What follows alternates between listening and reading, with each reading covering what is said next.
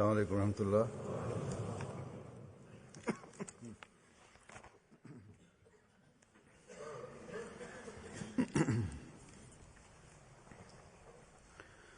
अशहदु अल्ला इलाहा इल्लल्लाह वहदहु ला शरीका लहु वअशहदु अन्ना मुहम्मदन अब्दुहु व रसूलुहु अम्मा बादु फ़अऊज़ु बिल्लाहि मिनश शैतानिर रजीम बिस्मिल्लाहिर रहमानिर रहीम अल्हम्दुलिल्लाहि रब्बिल आलमीन अर्रहमानिर रहीम मालिकि यौमिद्दीन इय्याका नअबुदु व इय्याका नस्तईन اهدنا الصراط المستقيم صراط الذين أنعمت عليهم غير المغضوب عليهم ولا الضالين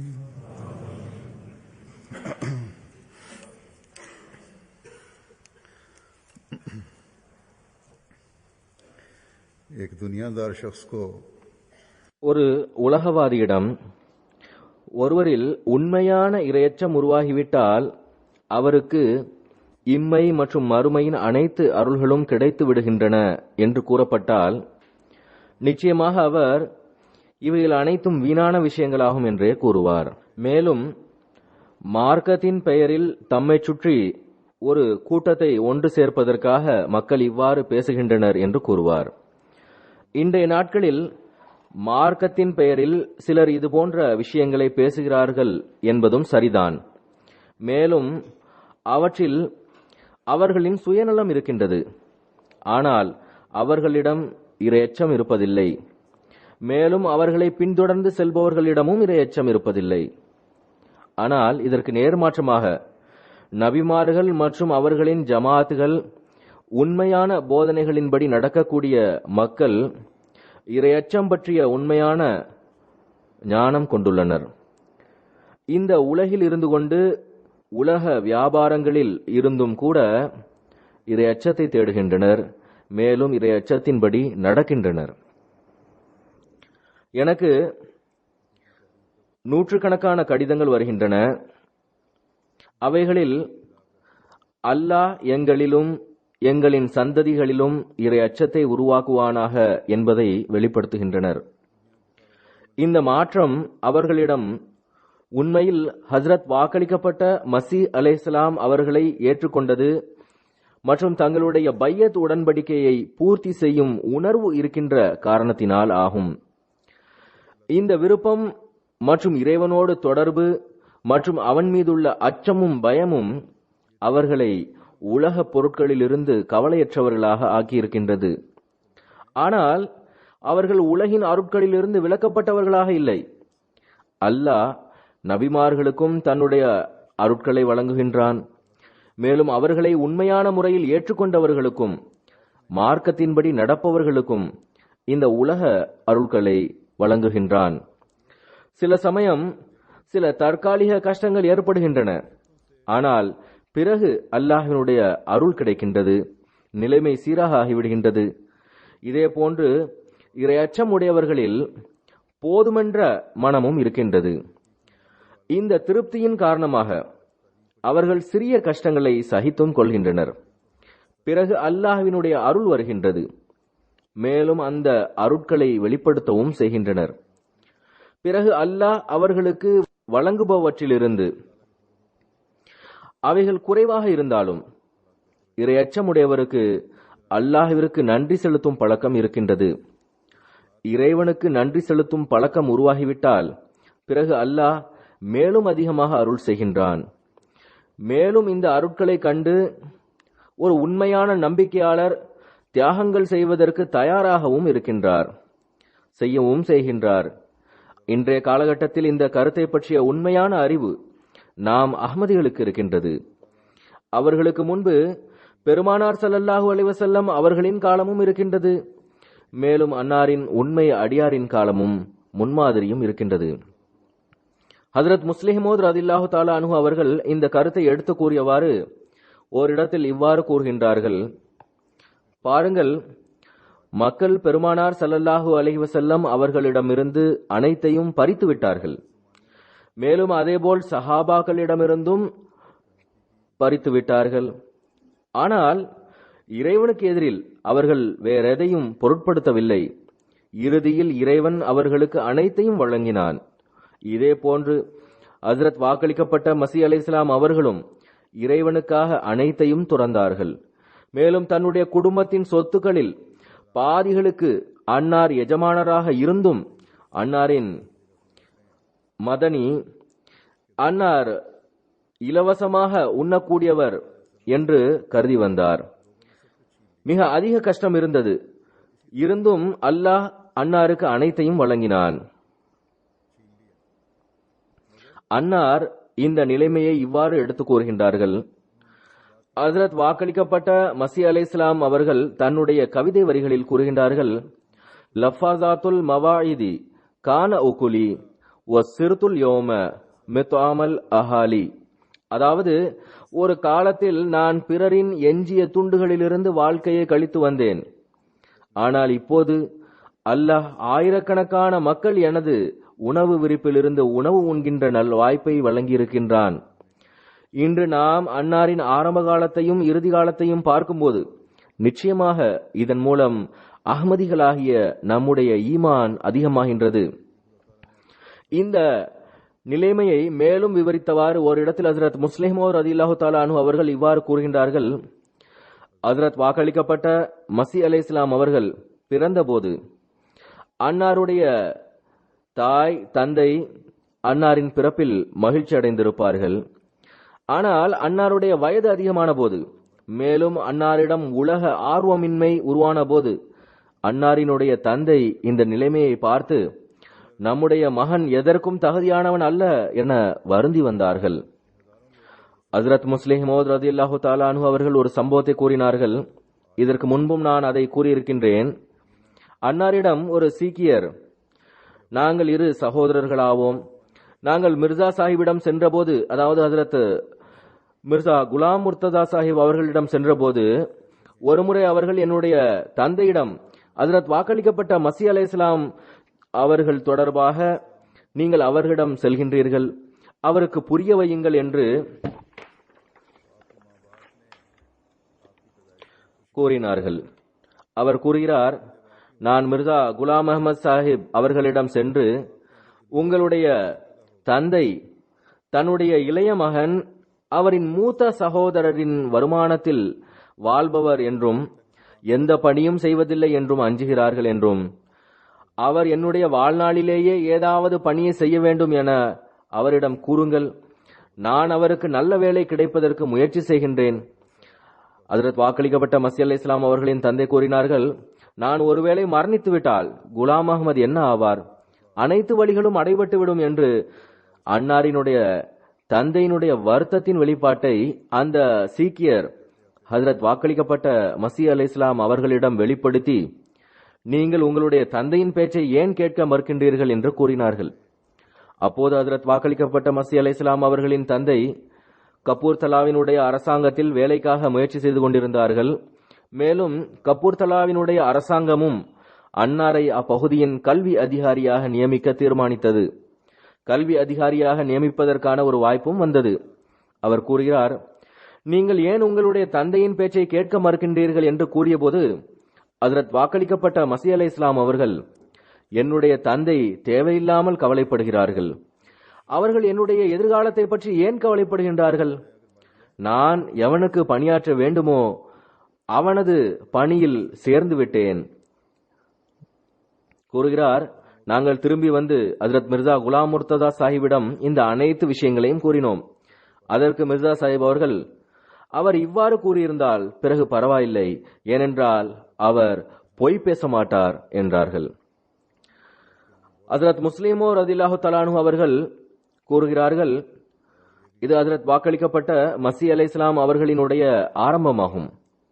பிறகு இப்போது முடிந்தும் விடவில்லை. நமக்கு தெரிகின்ற தற்காலிக முடிவு என்னவென்றால், அன்னாரின் மரணத்தின் போது ஆயிரக்கணக்கான அன்னாரின் மீது அர்ப்பணமாக கூடியவர்கள் இருந்தார்கள். பிறகு நான் ஏற்கனவே கூறிய அந்த கவிதையை குறிப்பிட்டார்கள்.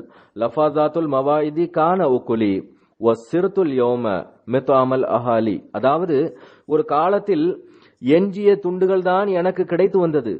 இன்று என்னுடைய நிலைமை எவ்வாறு உள்ளதென்றால், நான் நூற்றுக்கணக்கான குடும்பங்களை வளர்க்கின்றேன்.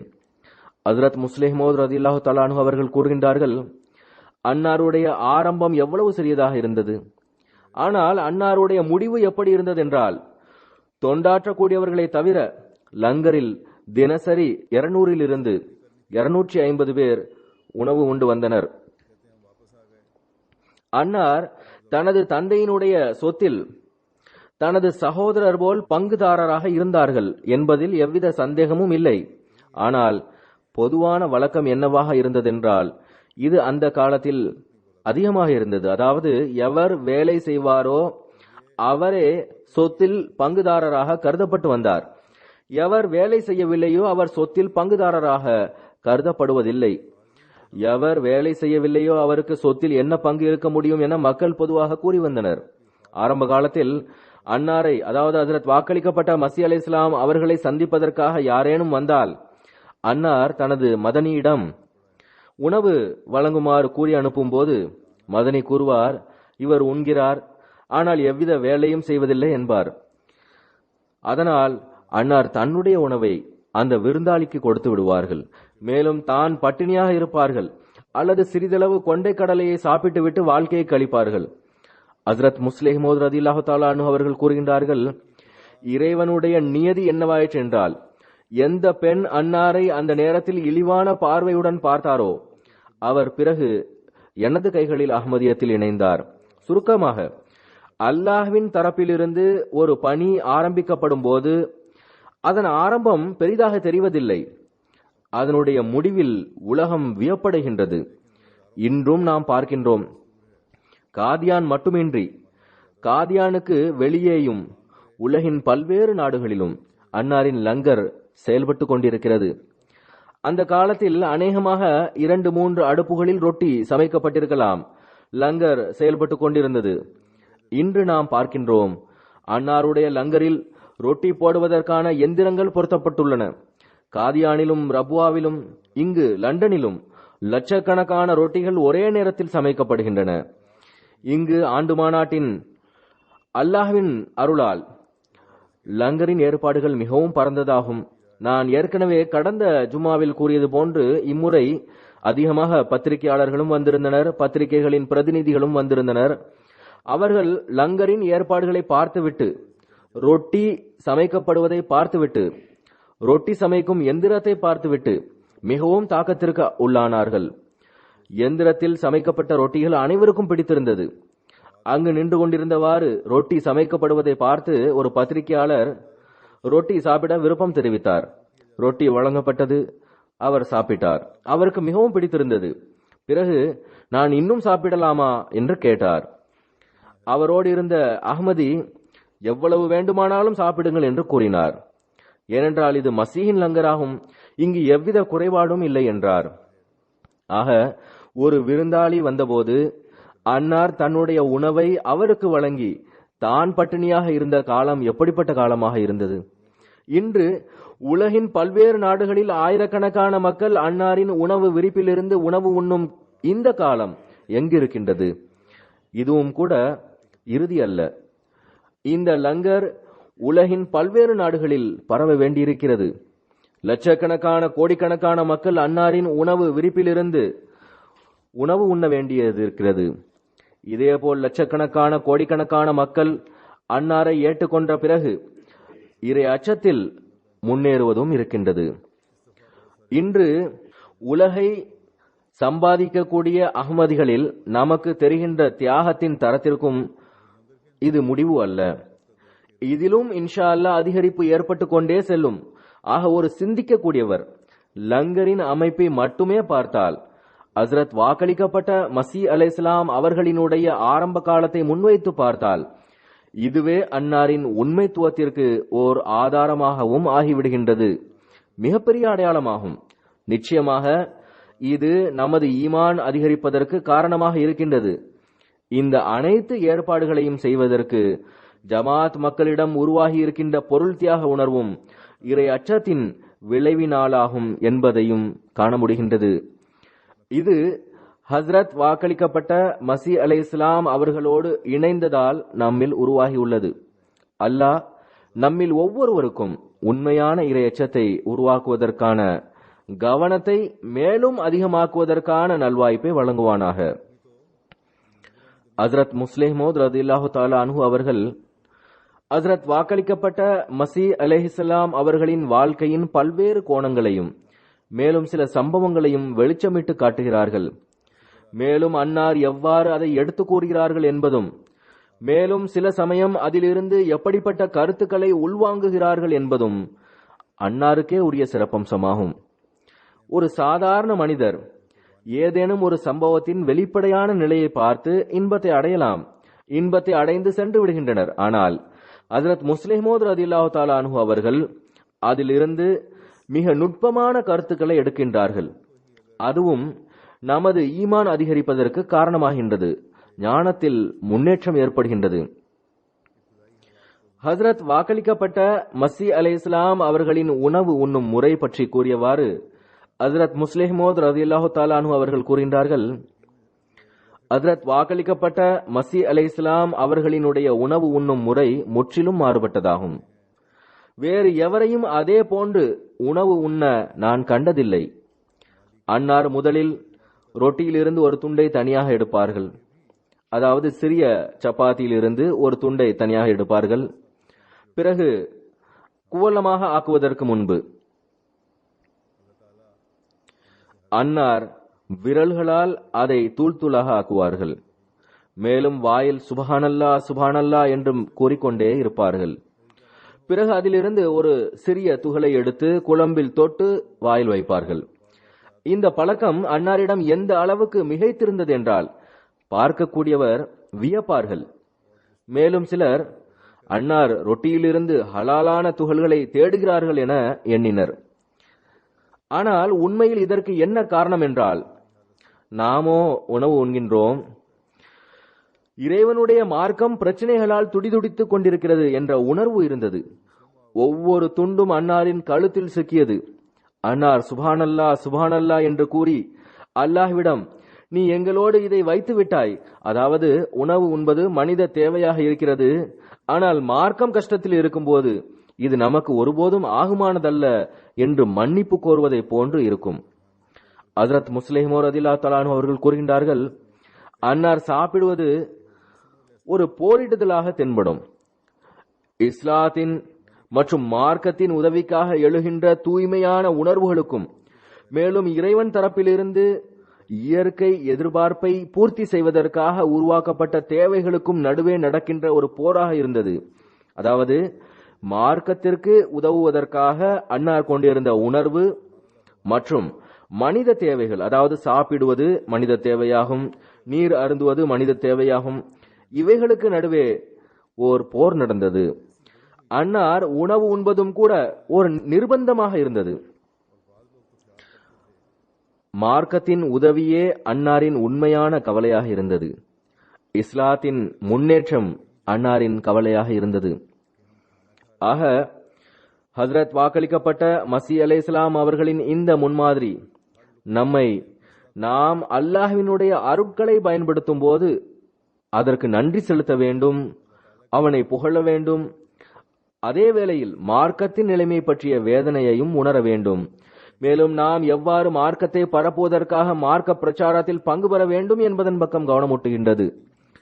பிறகு ஹஜ்ரத் வாக்களிக்கப்பட்ட மசீஹ் அலைஹிஸ்ஸலாம் அவர்கள் இவ்வாறு சாப்பிடும் நடை இறைவனை புகழக்கூடிய விஷயம் தொடர்பான மேலும் விளக்கமாக இருக்கின்றது. அதாவது திருக்குரானுடைய இந்த வசனத்தின், அதாவது யுஸப்பிஹு லில்லாஹி மா ஃபிஸ் ஸமாவாதி வ மா ஃபில் அர்த், அதாவது வானம் மற்றும் பூமியின் அனைத்து பொருட்களும் இறைவனை புகழ்கின்றன என்ற கருத்தை ஹஜ்ரத் முஸ்லிம் ரலியல்லாஹு தஆலா அன்ஹு அவர்கள் எடுக்கின்றார்கள். கூறுகிறார்கள், ஹஜ்ரத் வாக்களிக்கப்பட்ட மஸீஹ் அலைஹிஸ்ஸலாம் அவர்கள் சாப்பிடும்போது கஷ்டப்பட்டு ஒரு ரொட்டியை சாப்பிடுவார்கள். இது ஏற்கனவே கூறப்பட்டும் விட்டது. அவர்கள் எழும்போது அந்த ரொட்டியினுடைய அதிகமான துகள்கள் அன்னார் முன் கிடக்கும். ஏற்கனவே கூறியது போன்று ரொட்டியை சிறு சிறு துண்டாக ஆக்குவது அன்னாரின் வழக்கமாக இருந்தது. பிறகு ஏதேனும் ஒரு துண்டை எடுத்து வாயில் போடுவார்கள். மீதி துண்டுகள் உணவு விரிப்பிலேயே வைக்கப்பட்டிருக்கும்.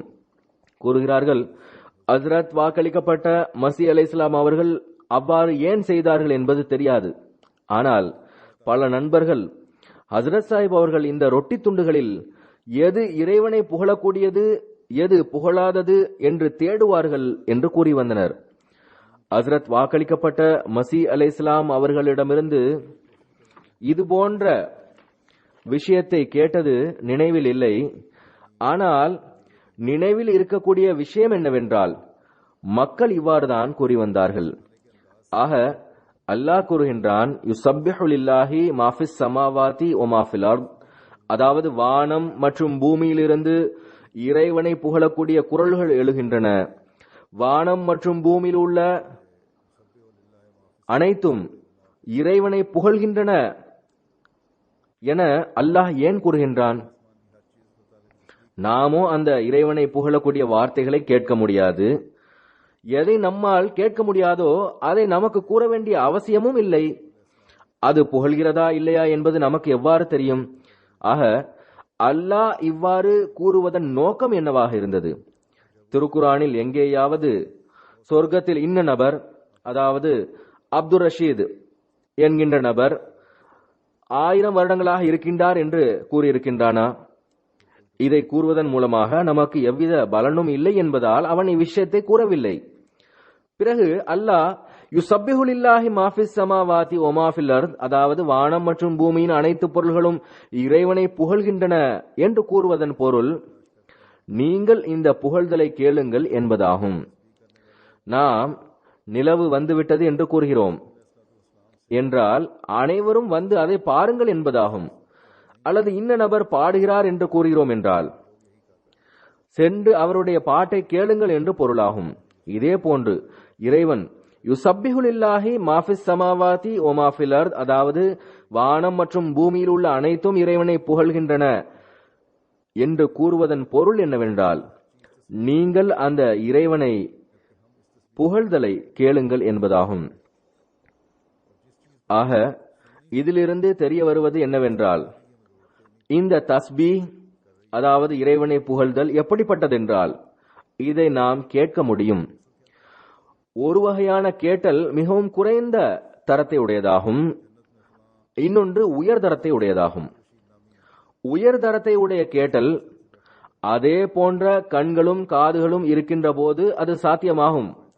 எனவேதான் ஒரு நம்பிக்கையாளர் அவர் சாப்பிட ஆரம்பிக்கும் போது பிஸ்மில்லாஹிர் ரஹ்மானிர் ரஹீம் என்று கூற வேண்டும்.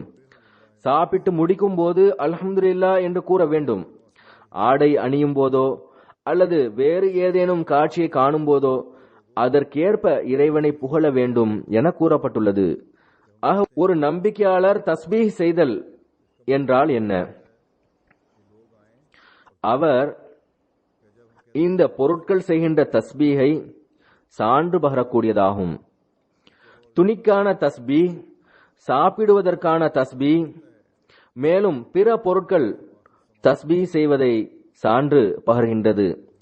மனிதன் சாப்பிடும்போது பிஸ்மில்லா என்று கூறுகிறான், சாப்பிட்டு முடித்துவிட்டு அல்ஹம்துலில்லாஹ் என்று கூறுகின்றான், துணி அணியும் போது துவா செய்கின்றான், அல்லாஹ்வை நினைவு கூறுகின்றான். இவைகள் அனைத்தும் மனிதன்தான் செய்கின்றான்.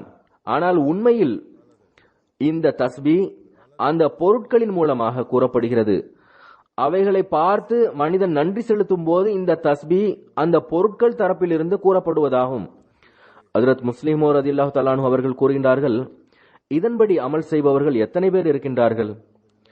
அவர்கள் இரவு பகல் உண்கின்றனர், குடிக்கின்றனர், மலைகளை கடந்து செல்கின்றனர், நதிகளை காண்கின்றனர், பசுமைகளை கண்டுகளிக்கின்றனர், மரங்களையும் வயல்களையும் அசைய காண்கின்றனர், பறவைகள் சத்தமிடுவதை கேட்கின்றனர்.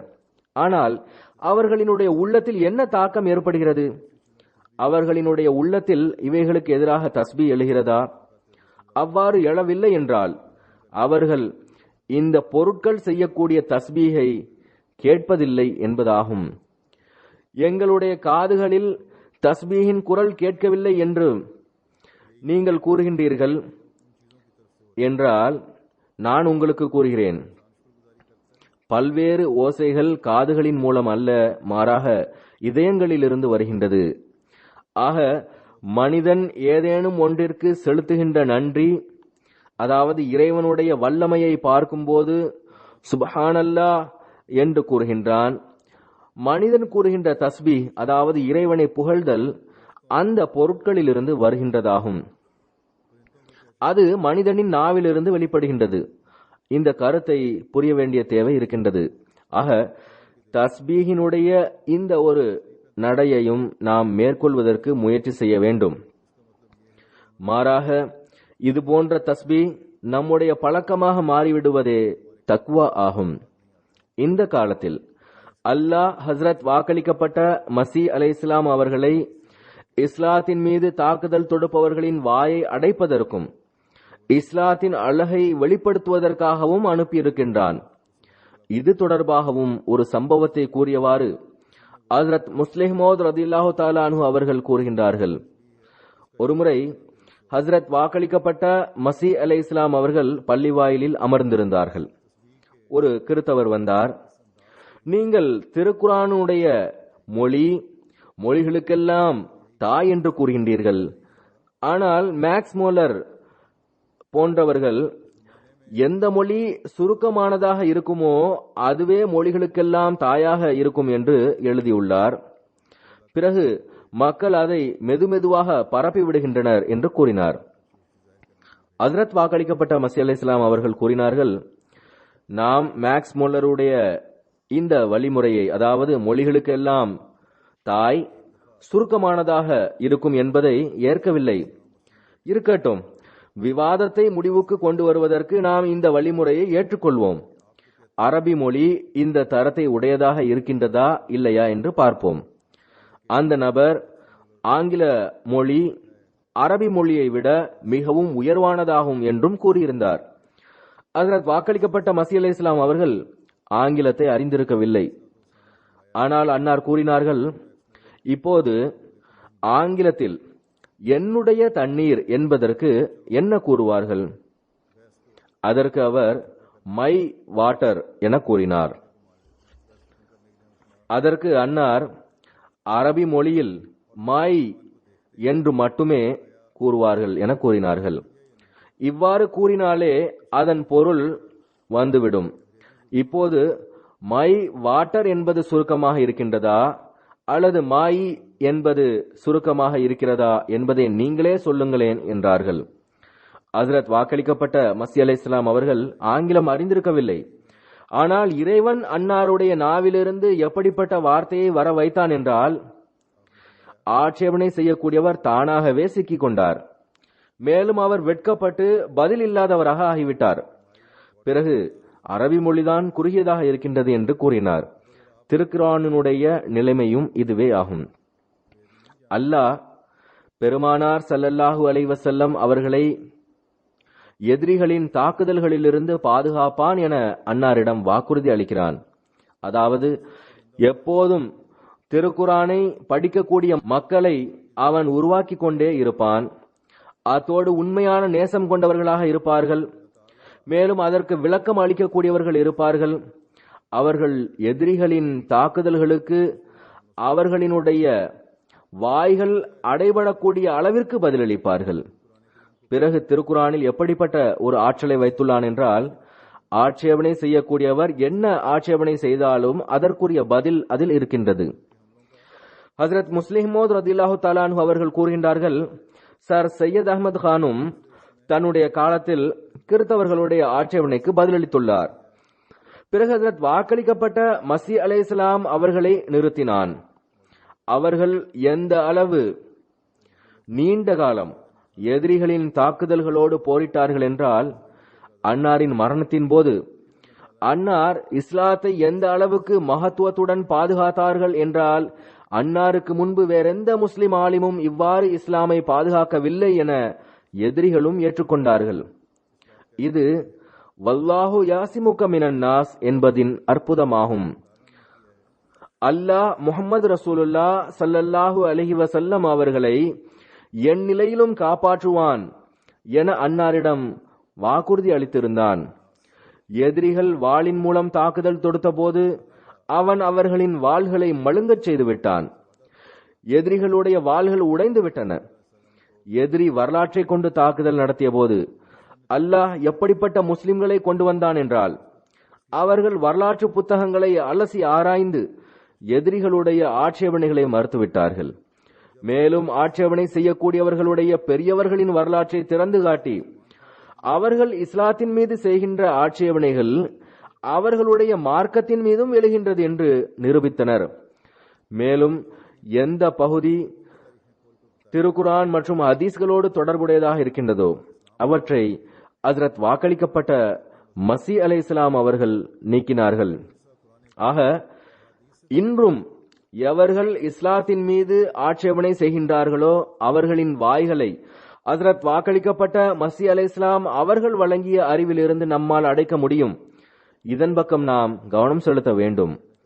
அல்லாஹ் தன்னுடைய மார்க்கத்திற்கு ஆதரவாக அடையாளங்களையும் காட்டுகின்றான், ஆதாரங்களையும் கூறுகின்றான்.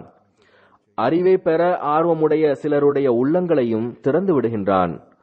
ஆனால் சிலர் எப்படிப்பட்டவர்களாக இருக்கின்றனர் என்றால், குறைவான அறிவு இருந்தும் ஆலிமாக வேண்டும் என்ற ஆர்வத்தில் தேவையில்லாத விஷயங்களை பேசிவிடுகின்றனர். அதன் மூலமாக சில சமயம் கஷ்டங்கள் ஏற்பட்டு விடுகின்றன. மாறாக எதிரிகளுக்கு எள்ளி நகையாட சந்தர்ப்பம் கிடைத்து விடுகின்றது. அப்படிப்பட்ட சம்பவத்தை கூறியவாறு ஹஜ்ரத் முஸ்லிம் மௌத் ரலியல்லாஹு தஆலா அன்ஹு அவர்கள் கூறுகின்றார்கள், மக்கள் புதிய புதிய விஷயங்களை மார்க்கத்தில் நுழைக்கின்றனர். மேலும் இது எவ்வளவு வெட்கத்திற்குரிய விஷயமாகும் என்ற உணர்வும் அவர்களுக்கு இருப்பதில்லை. ஹஜ்ரத் வாக்களிக்கப்பட்ட மஸீ அலைஹிஸ்ஸலாம் அவர்களுடைய காலத்தில் நண்பர் ஒருவர் இருந்தார். அவர் பட்டாலாவை சார்ந்தவர் ஆவார். பிறகு அஹ்மதியானார். பிறகு அவர் மிகவும் பற்றுள்ள அஹ்மதியாக ஆனார்.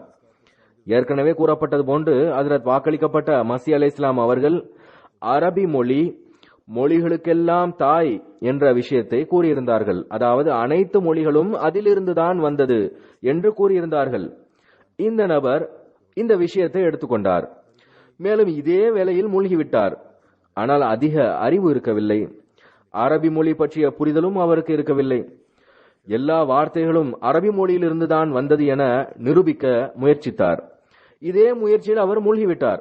ஹஜ்ரத் வாக்களிக்கப்பட்ட மஸீ அலைஹிஸ்ஸலாம் அவர்கள் மொழியை அறிந்திருந்தார்கள், மொழி இலக்கணங்களை அறிந்திருந்தார்கள். அன்னார் கூறக்கூடிய விஷயங்கள் அறிவின் அடிப்படையில் இருந்தது. அன்னார் திருக்குரானில் அனைத்தும் இருக்கின்றது என்று கூறியதில் ஒருபோதும் திருக்குரானில் தச்சன் வேலை எவ்வாறு செய்ய வேண்டும் அல்லது விவசாயம் செய்வதற்கான அடிப்படை என்ன போன்றவைகள் இருக்கின்றது என்பது பொருள் அல்ல. அனைத்தும் திருக்குரானில் இருக்கின்றது என்பதன் பொருள் மார்க்க தேவைகள் அனைத்தும் இருக்கின்றது என்பதுதான். ஆனால் இந்த மனிதர் திருக்குரானில் அனைத்தும் இருக்கின்றது என எண்ணிக்கொண்டார். எல்லா இடங்களிலும் எல்லா மட்டத்திலும் அமர்ந்து அனைத்தும் திருக்குரானில் இருக்கின்றது என்று கூச்சலிட்டு பேசி வந்த போது ஏதோ ஒரு மூளை இல்லாதவர் திருக்குரானில் உருளைக்கிழங்கு மற்றும் மிளகாய் பற்றி எங்கு வந்துள்ளது என்று கேட்டார். இவரும் தன்னுடைய ஆதாரத்தை கொடுத்தே ஆக வேண்டியிருந்தது. லூலு ஒல் மர்ஜான் என்று கூறப்பட்டிருப்பது இதனுடைய உண்மையான பொருள் முத்துக்களும் பவளங்களும் ஆகும். ஆனால் இவர் அதற்கு உருளைக்கிழங்கு மற்றும் மிளகாய் என்றுதான் பொருள் என்று கூறினார். ஹஜ்ரத் முஸ்லிம் மௌத் ரலியல்லாஹு தஆலா அன்ஹு அவர்கள் கூறுகின்றார்கள், ஒரு பக்கம் எந்த அளவுக்கு இருள் இருக்கின்றதென்றால் சிலரின் பார்வையில் இறைவனின் வார்த்தைகளை போன்று மார்க்க சட்டம் பற்றிய அறிவுள்ளவர்களின் வார்த்தைகளும் மாறுவதில்லை. சிலர் மார்க்க சட்டம் அறிந்தவர்களின் வார்த்தைகளுக்கு முன்னுரிமை வழங்குகின்றனர். ஏதேனும் ஒரு மார்க்க சட்டம் வழங்குபவர் ஒரு விஷயத்தை கூறிவிட்டால் அதுதான் இறுதியானது என்று நினைக்கின்றனர். அதை மாற்ற முடியாது என கருதுகின்றனர். மறுபக்கம் மக்கள் மாற்றிக்கொண்டே செல்கின்றனர். முழுவதுமாக இருளை நிரப்பிவிடுகின்றனர். எனக்கு நினைவிருக்கிறது, ஒருமுறை 1974 நடந்த குழப்பத்தின் போது ஃபைசலாபாதில் ஒரு மௌலவி சாஹிப் உரை நிகழ்த்தி கொண்டிருந்தார். அவர் குல்ஹுவல்லாஹு அஹதின் விளக்கத்தை கூறிக்கொண்டிருந்தார். திருக்குரானில் குல்ஹுவல்லாஹு அஹத் என்று எழுதப்பட்டிருக்கிறது, இதன் பொருள் அகமதிகள் காஃபிராவார்கள் என்று இதை ஆதாரமாக கூறிவிட்டார். எவ்வாறு இருப்பினும் ஹஜ்ரத் முஸ்லிம் மவ்ஊத் ரலியல்லாஹு தஆலா அன்ஹு அவர்கள் கூறுகின்றார்கள், இப்படிப்பட்டவர்கள் இரு பக்கமும் எல்லை மீறி விடுகின்றனர். இவர்களுக்கு எவ்வித அடிப்படையும் சட்டமும் இருப்பதில்லை. உண்மையான வழிமுறை நடுநிலையை பேணுவதாகும். மனிதன் மாற்றத்தை ஏற்றுக்கொள்வதற்கு தயாராக இருக்க வேண்டும். ஆனால் மாற்றத்தை ஏற்படுத்துவது இறைவனின் கைகளில் இருக்கின்றது.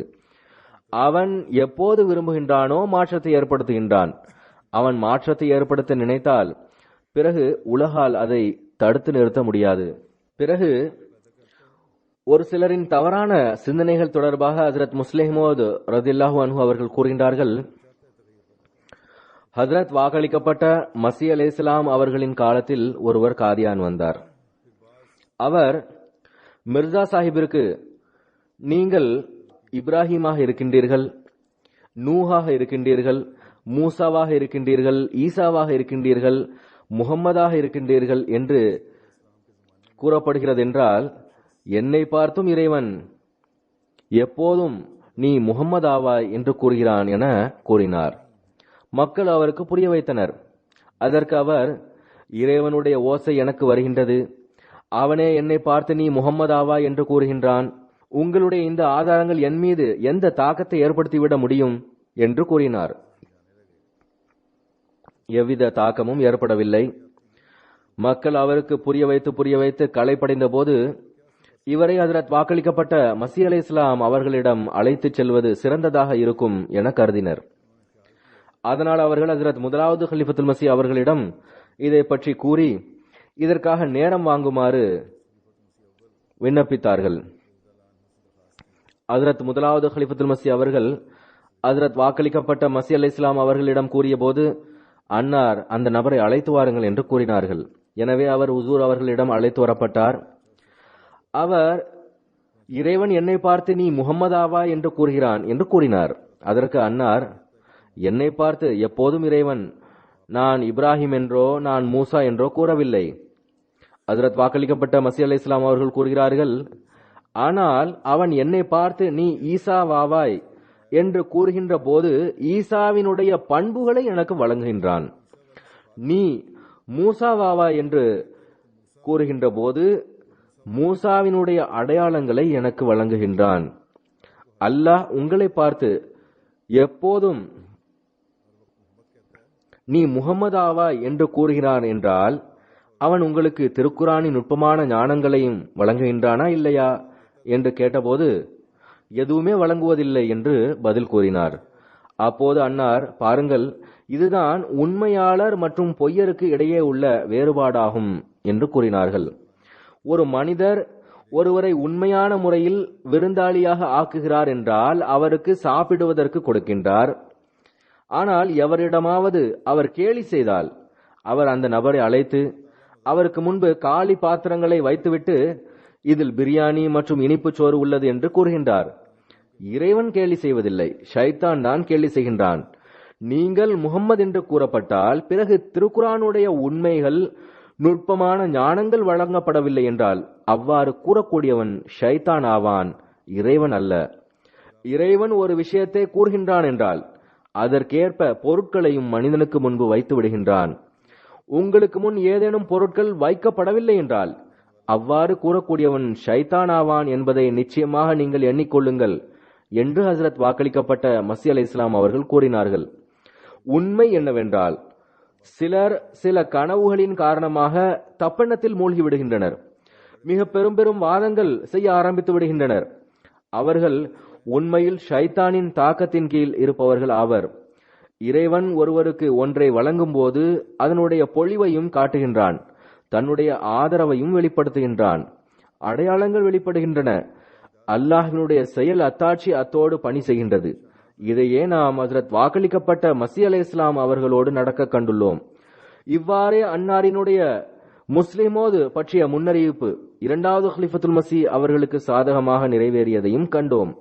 இதே போன்று அஹ்மதியா ஹிலாஃபத் நிலைபெறும் என்று அன்னார் வழங்கிய நற்செய்திக்கு அல்லாஹ்வினுடைய செயல் அத்தாட்சி முழுமையடைந்ததை நாம் கண்டோம். அல்லாஹ் ஒவ்வொரு அஹ்மதியின் ஈமானிலும் முன்னேற்றத்தை வழங்குவானாக. மேலும் இந்த விஷயங்களை புரியக்கூடியவர்களாக ஆவார்களாக.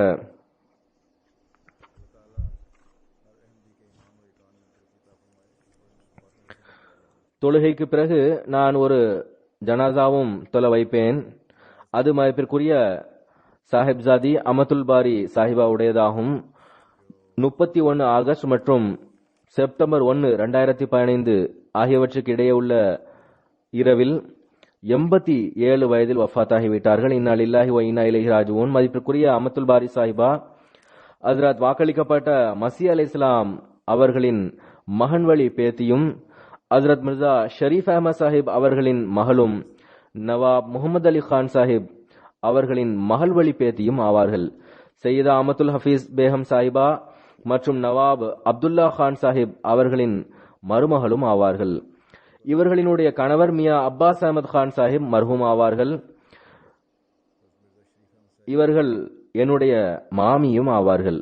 1927 ஆண்டு அக்டோபர் மாதம் 17 நாள் காதியானில் பிறந்தார்கள். 1944 ஆண்டு டிசம்பர் மாதம் 29 தேதி இவர்களினுடைய நிக்கா மியா அப்பாஸ் அஹமத் கான் சாஹிப் அவர்களோடு நடந்தபோது ஹஜ்ரத் இரண்டாவது ஹலிஃபத்துல் மஸீஹ் ரலியல்லாஹு தஆலா அன்ஹு அவர்கள் ஜும்மா நாளன்று ஜும்மா குத்பா ஆரம்பிப்பதற்கு முன்பு ஒரு சில நிக்கா அறிவிப்பை செய்தார்கள். நான் ஒரு சில நிக்கா அறிவிப்பு செய்ய விரும்புகிறேன் என்று அன்னார் கூறினார்கள்.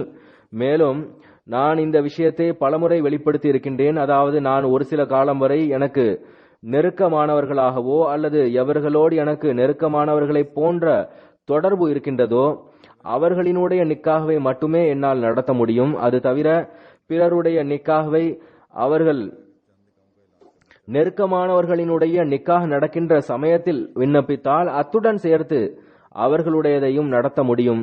எவ்வாறு இருப்பினும் இன்று நான் அப்பாஸ் அஹமத் கான் சாஹிப் அவர்களுடைய நிக்காகவை அறிவிக்க இருக்கின்றேன்.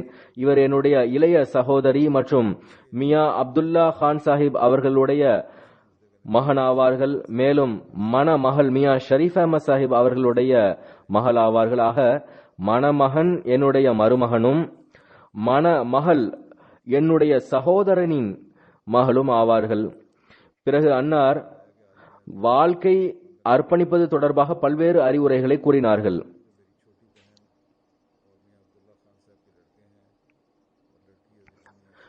மூன்றாவது ஹலிஃபத்துல் மஸீஹ் அவர்களின் பெயரை கூறி இவர் இப்போது வரை ஹஜ்ரத் வாக்களிக்கப்பட்ட மஸீஹ் அலைஹிஸ்ஸலாம் அவர்களின் குடும்பத்தில் ஆண்களில் அதிகமாக அர்ப்பணிப்பு செய்தவர் ஆவார்கள் என கூறி கவனமூட்டினார்கள்.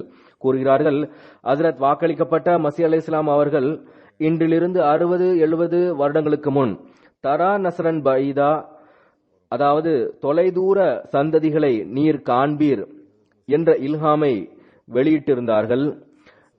நாம் அல்லாஹ்வினுடைய அருளால் இந்த அடையாளம் எந்த அளவு மகத்துவத்துடன் பூர்த்தி அடைவதை காண்கிறோம் என்றால் ஒவ்வொரு நாளும் அடையாளத்தினுடைய முக்கியத்துவம் அதிகமாகிக் கொண்டே இருக்கிறது. சில அடையாளங்கள் எப்படிப்பட்டவையாக இருக்கிறது என்றால் அவை வெளிப்படும் போது மிக பெரியதாக இருக்கும். அவைகளின் மகத்துவம் அதிகமாக இருக்கும். காலம் கடந்து செல்லும் போது அந்த அடையாளத்தின் மகத்துவத்தில் மெதுமெதுவாக குறைவு ஏற்படுகிறது. சில அடையாளங்கள் எப்படிப்பட்டவையாக இருக்கின்றது என்றால் அவை ஆரம்பத்தில் சிறிதாக இருக்கும். காலம் செல்ல செல்ல அது பெரிதாகிக் கொண்டே செல்லும். காலம் செல்ல செல்ல அதன் மேன்மை அதிகரித்துக் கொண்டே செல்கிறது. ஹஜ்ரத் வாக்களிக்கப்பட்ட மஸீஹ் அலைஹிஸ்ஸலாம் அவர்களுக்கு தரா நஸ்லன் பைதா என்ற இல்ஹாம் இறங்கிய போது ஹஜ்ரத் வாக்களிக்கப்பட்ட மஸீஹ் அலைஹிஸ்ஸலாம் அவர்களுக்கு 2 மகன்கள் மட்டுமே இருந்தார்கள். அதற்கு பிறகு அல்லாஹ்வின் அருளால் அன்னாவிற்கு இன்னும் சில மகனும் மகளும் பிறந்தார்கள். பிறகு இறைவன் அவர்களை விரிவாக்கினான். இப்போது இந்த மகன்கள் மற்றும் மகள்களின் சந்ததியினர் இறை இல்ஹாமிற்கு ஏற்ப திருமணங்கள் செய்கின்றனர். மேலும் தரா நஸ்லன் பைதா என்பதற்கு புதிய சந்ததிகளை வழங்குகின்றனர். அன்னார் கூறுகின்றார்கள், உலகில் சந்ததிகள் பிறந்து கொண்டுதான் இருக்கின்றார்கள். இது என்ன அடையாளம் என்று ஆட்சேபனை செய்யக்கூடியவர் கூற இயலும். பெரும்பாலான மனிதர்களுடைய தலைமுறை செல்கின்றது. ஆனால் எத்தனை மனிதர்களின் சந்ததியினர் அவர்களை சார்ந்தவர்கள் என்று கூறக்கூடியவர்களாவோம் என்று கூறுவதில் பெருமை கொள்கின்றனர். பெரும்பாலான மனிதர்களின் சந்ததிகள் எப்படிப்பட்டவர்களாக இருக்கின்றனர் என்றால், உங்களுடைய முப்பாட்டனாரின் பெயர் என்ன என்று அவர்களிடம் கேட்கப்பட்டால் அவர்களுக்கு தெரிவதில்லை. தரா நஸ்லன் பைதா என்ற இல்ஹாமில் ஹஸ்ரத் வாக்களிக்கப்பட்ட மசி அலைஹிஸ்ஸலாம் அவர்களின் சந்ததி அன்னாரை சார்ந்தவர்களாவோம் என்று கூறிக்கொண்டிருக்கும். மேலும் மக்கள் விரலை நீட்டி நீட்டி ஹஸ்ரத் வாக்களிக்கப்பட்ட மசி அலைஹிஸ்ஸலாம் அவர்களின் இந்த சந்ததிகள் அன்னாருடைய முன்னறிவிப்பிற்கு ஏற்ப அன்னாரின் உண்மைத்துவத்திற்கு சான்றாகும் என்பதை கூறுகின்றது. அன்னாரினுடைய சந்ததிகள் அதிகம் இருப்பார்கள் என்கின்ற முன்னறிவிப்பு மட்டுமின்றி மாறாக ஹஸ்ரத் வாக்களிக்கப்பட்ட மசி அலைஹிஸ்ஸலாம் அவர்களினுடைய மகத்துவம் பற்றியும் இந்த முன்னறிவிப்பில் கூறப்பட்டுள்ளது. அதாவது அன்னாருடைய அந்தஸ்து எந்த அளவிற்கு உயர்ந்ததாக இருக்கும் என்றால், அன்னாருடைய சந்ததி ஒரு நொடி பொழுது கூட தன்னை அன்னாரை சாராதவர் என்று கூறுவதை பொறுத்து கொள்ள மாட்டார்கள். அன்னாரோடு தங்களை தொடர்பு படுத்துவதிலேயே அவர்களினுடைய மேன்மை உயரும். ஆக இந்த முன்னறிவிப்பில் ஹஜ்ரத் வாக்களிக்கப்பட்ட மசி அலைஹிஸ்ஸலாம் அவர்களுக்கு சந்ததிகள் அதிகமாக பிறப்பார்கள் என்று மட்டும் கூறவில்லை. மாறாக ஒவ்வொரு நாளும் அதிகரித்து கொண்டே செல்லும். அவர்கள் எந்த அளவிற்கு உயர் அந்தஸ்தை அடைந்தாலும், அவர்களுக்கு அரசவைகள் கிடைத்தாலும் பிறகும் கூட தம்மை ஹஜ்ரத் வாக்களிக்கப்பட்ட மசி அலைஹிஸ்ஸலாம் அவர்களின் குடும்பத்தினர் என்று கூறுவதில்தான் பெருமை கொள்வார்கள். ஆக தரா நஸ்லன் பைதா என்பதன் பொருள் என்னவென்றால், ஹஜ்ரத் வாக்களிக்கப்பட்ட மசி அலைஹிஸ்ஸலாம் அவர்களுக்கு இறைவன், உன்னுடைய சந்ததி ஒருபோதும் உன்னை தன்னுடைய கண்களால் மறைக்க கூடாது. அதாவது உன்னுடைய சந்ததி ஒருபோதும் தங்களினுடைய பாட்டனாரை மறப்பதற்கு முயற்சிக்காது. ஹஜ்ரத் வாக்களிக்கப்பட்ட மசி அலைஹிஸ்ஸலாம் அவர்கள் துக்கத்தின் ஒரு நாள் மற்றும் 4 திருமணங்கள் என்ற இல்ஹாமை விளக்கியவாறு கூறுகிறார்கள். இதன் பொருள் என்னவென்றால், சந்தேகமின்றி அன்னாரது சந்ததிகளிலிருந்து சிலர் மரணிப்பார்கள். இறைவனுடைய நடைமுறைக்கேற்ப மரணிக்கவும் செய்வார்கள். ஆனால் சந்ததி குறையாது, மாறாக அதிகரித்துக் கொண்டே செல்லும். ஒன்று மரணித்தால் 4 பிறப்பார்கள். ஒன்று மரணித்து 4 பிறக்குமேயானால் வெளிப்படையாக அந்த சந்ததி அதிகரித்துக் கொண்டேதான் செல்லும். ஆக ஹஜ்ரத் வாக்களிக்கப்பட்ட மசி அலைஹிஸ்ஸலாம் அவர்களினுடைய சந்ததிகள் அன்னாரினுடைய உயர் அந்தஸ்தின் அடையாளமாக இருப்பார்கள். மேலும் எப்போதும் தங்களை அன்னாரோடு தொடர்பு படுத்தி கூறுவதில் பெருமை கொள்வார்கள். எப்போது அவர்கள் அன்னாரின் குடும்பத்தை சார்ந்தவர்கள் என்பதில் பெருமை கொள்வார்களோ, பிறகு வேறு வார்த்தைகளில் இதன் பொருள் என்னவென்றால், சந்ததிகள் தங்களது பாட்டனாரினுடைய உயர் அந்தஸ்தை ஏற்றுக்கொள்கின்றார்கள். மேலும் உலகம் இந்த ஏற்றுக்கொள்ளுதலின் மகத்துவத்தை ஒப்புக்கொள்கிறது என்பதாகும். ஆக நான் இதை விளக்கமாக ஏன் கூறினேன் என்றால், இது ஹஜ்ரத் வாக்களிக்கப்பட்ட மசி அலைஹிஸ்ஸலாம் அவர்களினுடைய குடும்பத்தினர் மீது ஒரு மிக பெரும் பொறுப்பை சுமத்துகின்றது. அவர்களினுடைய இந்த பொறுப்பை புரிந்து கொள்ள வேண்டும். மேலும் எம்மை சார்ந்தவர்கள் என்று கூறிக்கொண்டு நம்முடைய அவப்பெயருக்கு காரணமாகி விடாதீர்கள் என்ற ஹஜ்ரத் வாக்களிக்கப்பட்ட மசி அலைஹிஸ்ஸலாம் அவர்களின் கூற்றையும் நினைவில் கொள்ள வேண்டும். ஆக அன்னாருடைய சந்ததிகளாக இருப்பது மட்டும் பெரிதல்ல, மாறாக அன்னாருடைய போதனைகளின்படி மேலும் அன்னாரோடு சார்ந்தவர்களாக இருந்து கொண்டு அன்னாருடைய கண்ணியம் மற்றும் அந்தஸ்தை நிலைநாட்டுவது அனைவரது கடமையாகும். அல்லாஹ் இந்த குடும்பத்திற்கு அதற்கான நல்வாய்ப்பை வழங்குவானாக. இந்தியா பிரிவினையின் போது பாகிஸ்தான் உருவான போது அன்னார், அதாவது சாஹிப்ஜாதி அமத்துல் பாரி சாஹிபா, ஹஜ்ரத் அம்மாஜான் மற்றும் சில பெண்களும் பயணித்த பேருந்தில் பயணிப்பதற்கான பாக்கியம் கிடைத்தது. பிறகு லாகூர் சென்றடைந்து ஆரம்ப நாட்களில் ஹஜ்ரத் முஸ்லிமோ ரலியல்லாஹு தஆலா அன்ஹு அவர்கள் தங்கியிருந்த ரத்தன் பாகில் தங்கியிருந்தார்கள். அதற்கு பிறகும் அன்னார் எப்போதும் லாகூரிலேயே இருந்தார்கள். அன்னாரினுடைய மிகப்பெரிய சிறப்பம்சம் என்னவென்றால், ஏழைகளை கவனத்தில் கொள்வது மற்றும் விருந்து உபசரிப்பாகும். மேலும் நல்லியல்பு உடையவர்களாக இருந்தார்கள். பெரும்பாலும் இவர்களுடைய வீடு விருந்தினர்களால் நிரம்பி இருக்கும். எப்படிப்பட்ட விருந்தினராக இருந்தாலும், அவர் நெருக்கமான உறவினராக இருந்தாலும், நண்பராக இருந்தாலும், மற்றவர்களாக இருந்தாலும், ஏழையாக இருந்தாலும் சிறந்த முறையில் அவர்களுக்கு விருந்து உபசரித்தார்கள். இது அவர்களுடைய மிகப்பெரிய பண்பாகும். மேலும் கண்ணியத்துடனும் மரியாதையுடனும் நடந்து கொள்வார்கள். பிறகு இதே போன்று அன்னானுடைய நட்பு வட்டம் மிகவும் பரந்ததாக இருந்தது. குடும்பத்தினரை தவிர மற்றவர்களோடு விரிவானதொரு தொடர்பு இருந்தது.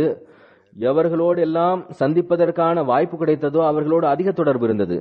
பிறகு மலியர் கோட்லாவில் அகமதி அல்லாத உறவினர்களோடும் அன்னார் எப்போதும் தொடர்பில் இருந்தார்கள், தொடர்பை பேணினார்கள். இதேபோல் சில தற்காலிக விருந்தினர்கள் வருகின்றனர், சில நிரந்தர விருந்தினர்களும் வருவர். குடும்பத்தை சார்ந்த மாணவ மாணவிகள் காலேஜ் மற்றும் யூனிவர்சிட்டியில் படிப்பதற்காக லாகூர் வரும்போது பிறகு நான் மற்றவர்களையும் பார்த்திருக்கின்றேன். அன்னாரின் வீட்டில் இருப்பார்கள். முறையாக அவர்கள் விருந்து உபசரிக்கப்படுவார்கள். எந்த நேரத்தில் சென்றாலும் விருந்து உபசரிப்பிற்கு தயாராகி விடுவார்கள். இதே போன்று ஹஜ்ரத் முஸ்லிம் ரலியல்லாஹு தஆலா அன்ஹு அவர்களின் பல்வேறு வரலாற்று சம்பவங்கள் அன்னாருக்கு தெரிந்திருந்தது. அதை அவர்கள் தங்களுடைய நெருக்கமானவர்களுக்கு கூறுவதுண்டு. அவைகள் பாதுகாப்பாக உள்ளன. அல்லாஹ் அன்னாருக்கு வசதியை வழங்கியிருந்தான். அவற்றை அன்னார் எப்போதும் ஏழைகளுக்கு செலவு செய்வதில் பயன்படுத்தினார்கள். பெரும்பாலான குழந்தைகளின் கல்வி செலவுகளை ஏற்றுக்கொண்டார்கள். பெண் குழந்தைகளின் திருமணங்களில் திறந்த மனதுடன் வழங்கி வந்தார்கள். இதே போன்று தன்னுடைய கணவர் மியா அப்பாஸ் அஹமத் கான் சாஹிப் அவர்களின் வஃபாத்திற்கு பிறகு நசாரத் தாலீம் மூலம் அன்னாரினுடைய பெயரில் நிரந்தர உதவித்தொகையை வழங்கி வந்தார்கள். சில காலத்திற்கு முன் அவர்கள் கீழே விழுந்ததின் காரணமாக அவர்களுடைய காலில் முறிவு ஏற்பட்டது. அதன் காரணமாக 2-3 அறுவை சிகிச்சைகளும் நடந்தது. மிகவும் கஷ்டத்தில் இருந்தார்கள். இருந்தும் கூட மிகவும் பொறுமையுடன் அதை சகித்துக் கொண்டார்கள். இறுதியில் ஆகஸ்ட் 31 மற்றும் செப்டம்பர் 1 நடுப்பட்ட இரவில் தன்னுடைய உண்மை படைப்பாளனிடம் சென்று விட்டார்கள். இன்னா லில்லாஹி வ இன்னா இலைஹி ராஜிஊன். சந்தாக்களில் மிக தரத்தை உடைய சந்தா வழங்கக்கூடியவராக இருந்தார்கள். தன்னுடைய ஹிஸ்ஸா ஜாய்தாத், அதாவது சொத்துக்களுக்கான சந்தா, மற்றும் ஹிஸ்ஸா ஆமத், ஹிஸ்ஸா வசியத் போன்றவற்றை தம்முடைய வாழ்நாளிலேயே கொடுத்தார்கள். 1958 முதல் 1994 வரை லாகூர் மாவட்டத்தின் லஜ்னா இமாயில்லாவின் பல்வேறு பொறுப்புகளில் பணியாளராக இருந்துள்ளார்கள், தொண்டாற்றி வந்தார்கள். ஒரு காலத்தில் லஜ்னா இமாயில்லா லாகூரின் ஜெனரல் செக்ரட்டரியாகவும் இருந்துள்ளார்கள். நான் ஏற்கனவே கூறியது போன்று ஏழைகளோடு கருணையோடு நடந்து கொள்ளக்கூடிய மற்றும் அவர்களை கருத்தில் கொள்ளக்கூடியவர்களாகவும் இருந்தார்கள். அவர்களினுடைய துக்கத்திலும் மகிழ்ச்சியிலும் பங்கெடுத்துக் கொண்டார்கள். ஒருவர் நம்மவராக இருந்தாலும் மற்றவராக இருந்தாலும் அவரை நம்மவர் என்ற முறையிலேயே நடத்துவதை நான் கண்டுள்ளேன். இவர்களுக்கு எவரேனும் எந்த வகை சேவை செய்தாலும் அவர்களுக்கு அதற்கான நற்கூலியை வழங்குவார்கள்.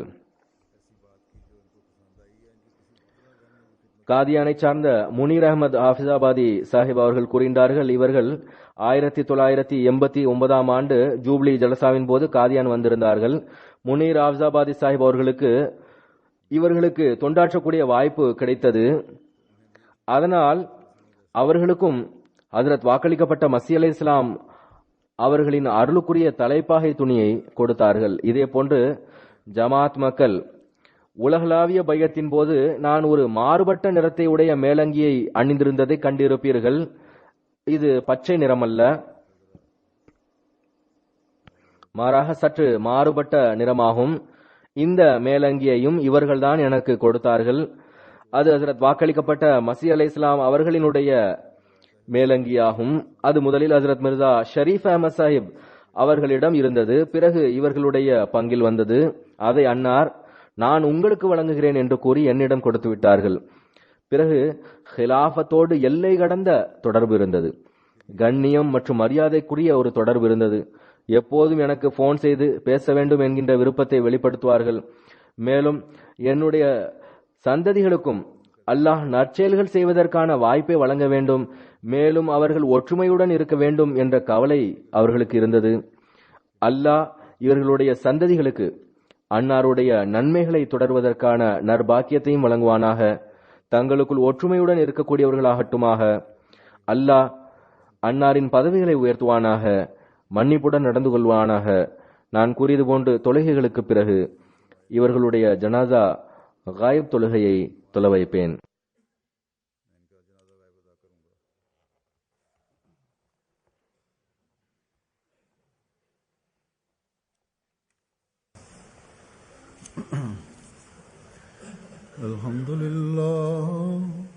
Alhamdulillah nahmaduhu wa nasta'inuhu wa nastaghfiruhu wa nu'minu bihi wa natawakkalu alayhi wa na'udhu billahi min shururi anfusina wa min sayyiati a'malina. من يهده الله فلا مضل له ومن يضلل فلا هادي له ونشهد أن لا إله إلا الله ونشهد أن محمدا عبده ورسوله. عباد الله رحمكم الله إن الله يأمر بالعدل والإحسان وإيتاء ذي القربى وينهى عن الفحشاء والمنكر والبغي يعظكم لعلكم تذكرون. اذكروا الله يذكركم وادعوه يستجب لكم ولذكر الله أكبر.